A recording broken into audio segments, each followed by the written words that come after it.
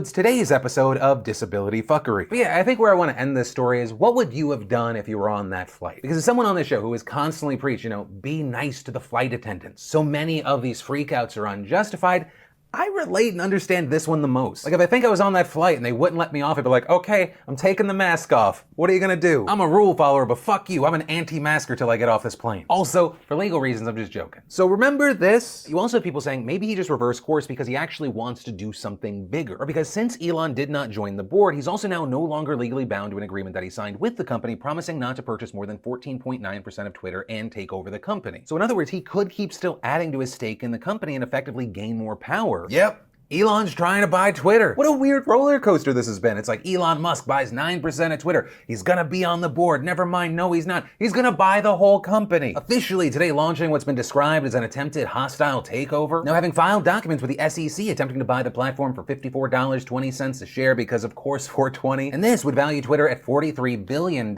which is higher than their current valuation of $37 billion, though still lower than their all-time high. And regarding the drop from that all-time high, this current offer, and the future, Elon said in his filing that this was his best and final offer, that it's a high price and your shareholders will love it, arguing that the company needs to be taken private, and if this deal doesn't work, given that I don't have the confidence in management, nor do I believe I can drive the necessary change in the public market, I would need to reconsider my position as a shareholder. And in this, noting Twitter has extraordinary potential, I will unlock it. Following the release of this news, we saw Twitter's shares go up, though it has dropped as we got into the afternoon, though that might have changed by the time you're watching this video. And as far as what Twitter has said so far, not really much as of right now, issuing a statement confirming they received what they called an unsolicited, non-binding proposal from Musk, and adding the Twitter board of directors will carefully review the proposal to determine the course of action that it believes is in the best interest of the company and all Twitter stockholders. And according to reports, in making this decision, the board can't just say it doesn't like Musk. It has to come up with real reasons to reject his offer. This including things like whether it values the company fairly and if Musk has the funding. And that last point is actually notable because even though Musk is the richest man in the world, it's currently unclear if he has enough liquidity to actually buy Twitter, as nearly all his wealth is tied up in his shares of his company. And Musk even acknowledged that today, saying he's not sure he'll actually be able to pull it off, though he did claim he has sufficient assets. As far as the public reaction to the news, two very different responses. Right? Some absolutely loving it, thinking that Elon Musk can take Twitter to some sort of next level, and or at the very least he can pull back and reverse what people see as kind of wide censorship, right? Whether that be for everyday users all the way up to former President Trump being banned on Twitter. And then if you jump to the other side, you have people worried about some of those same things, with people saying they're worried that he's going to reopen a toxic door that led to very, very dangerous things happening, arguing that in instances like with Donald Trump, it's not a free speech issue, it's a safety issue. With a good chunk of the country and also internationally, people seeing Trump having stoked violent fires. But for those people, they're kind of getting bit by the other end of their argument, which has always been, Twitter is not stopping free speech, right? They're not violating the First Amendment because Twitter is a private company and they can do as they please. But what that non-governmental body, that company does, will drastically change under new ownership. But as far as what actually happens, what is this going to look like, we're gonna have to wait to see. Though I do think that Mark Cuban had an interesting take on this. Writing in a thread this morning, every major tech company, Google, Facebook, et al., is all on the phone with their antitrust lawyers asking if they can buy Twitter and get it approved. And Twitter's on the phone with their lawyers asking which can be their white knight. Gonna be interesting. And adding, Elon may have started this, but his threat to sell his shares if Twitter says no opened the door for these tech giants to walk in for relatively little money and grab huge influence at Twitter, or possibly a direct path to acquisition. Elon will smile all the way to the bank because remember, he still owns 9% of the company right now. And adding, want to see the whole world lose their shit? Get Peter Thiel to partner with Elon and raise the bid for Twitter. Though also noting, I think Twitter will do everything possible to not sell the company. They will try to get a friendly to come in and buy Elon shares and get him out. Also, notably today, Elon Musk did a TED Talk where he talked about a number of things regarding Twitter, and I'll link to it down below so you can watch it. Where I'll end this story is, yes, while I understand it is big news that Elon Musk is trying to buy Twitter, I would also like to make news and be a part of the change that I want to see, which is why, following reports coming out saying that CNN Plus only has about 10,000 daily users, I would like to put out my formal acquisition offer to CNN.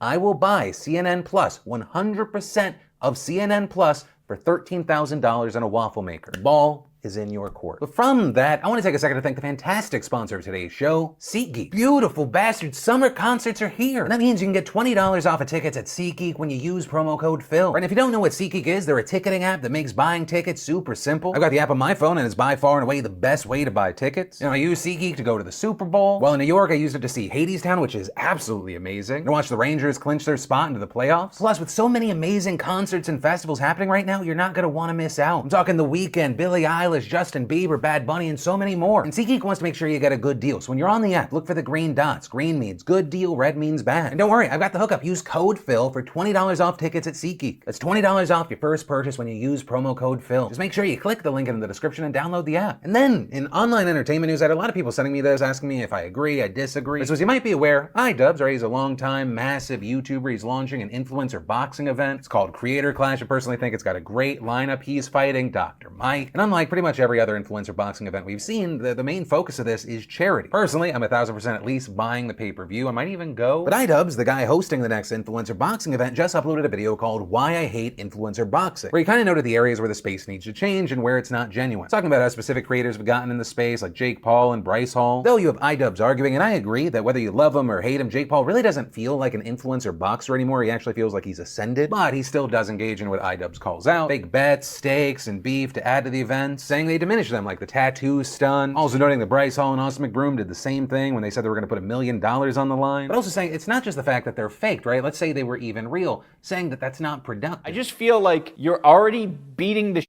out of each other. Why do you need to add this weird element of humiliation? And saying he feels the same about the orchestrated drama and beef involved in these events. Arguing also doesn't even help sales-wise. I'm an adult. I have no reason to talk about Dr. Mike, nor does he have reason to talk about me. We've seen previous events and what has come out of faking beef and talking trash. Bryce Hall and Austin McBroom embarrass themselves. This is the most out of touch, awful thing that potentially did not result in any kind of sales. And they tried to make $1 million bet and do all of this dramatic shit. And it resulted in a loss of $10 million. And then on top of all of that, he thinks because of this mess, a lot of people aren't taking the sport seriously, and they should. Personally, I agree and disagree on certain points. I agree that a number of the people that have taken part in these events, they don't take it serious, and either they or the person they're fighting is going to get hurt. Especially since in a recent number of events, people have just done illegal moves, like shit that could really inflict some pain, like repeated and blatant headbutts. But I do disagree with the idea that beef does not help. Like, I do agree that a lot of Austin McBroom, Bryce Hall shit was corny, and it is lame when in addition to fake beef, there is fake stakes. But the fake or exaggerated beef is just, it's part of this game. Or you had iDubbbz saying it's something he enjoys in WWE, but it's something I think works in general. I mean, for the people that watch professional fighting, how many times have we've gone into the press conferences and it's like, I'm gonna kill you and blah, blah, blah, blah, blah. And then either before or after they fight, it's like, it's a love fest. Thanks for getting me my bag. I love you. But also, understand, I don't think that's gonna take away from Creator Clash because like I've openly said, I think I'm probably most excited for this event. Like, I think the influencer boxing event I loved the most was Logan Paul versus KSI. Like, that first card, you didn't know what to expect. And so with Creator Clash, I'm like, this is the surprise egg, the Pokemon unboxing equivalent of influencer boxing. Or like, is Harley from Epic Mealtime gonna just go in wildly and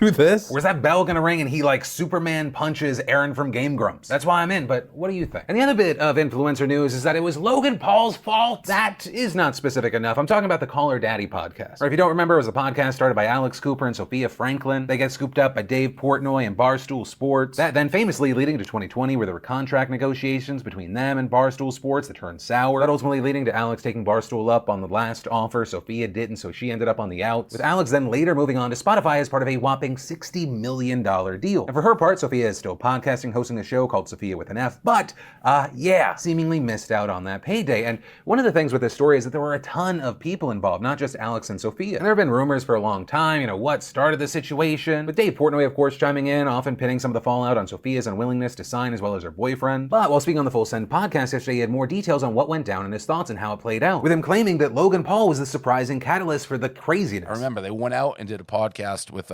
Logan Paul. I think they did Impulsive. Yeah. And Logan asked them, I think, how much they're making, and they answered. And he's like, whoa, you guys are getting screwed.